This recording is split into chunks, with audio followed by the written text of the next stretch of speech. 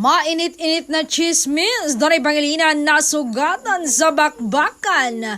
Pasabog ang pagsabak ng action ni Donnie Pangilinan. Naranasan niyang maraming sugat at pasa. May fight scene din sila ni Kyle Echari. Hindi na ito pakilig at bagong Donnie ang mapapanood, pero sumusuporta pa rin ang kanyang ka-love team na si Bel Mariano sa advance screening ng Roja. Makikipagsapalaran ang dalawa sa isang malaking iskandalo ng pangu-hostage sa pinakabagong action drama serye. Dahil sa krisis, mapipilitan sina Donnie Pangilinan at Kyle na isantabi ang alitan at magtulungan na pabagsakin ang kalaban. Magkakaayos pa kaya sila? Sino-sino ang makakaligtas sa karumal-dumal na hostage taking?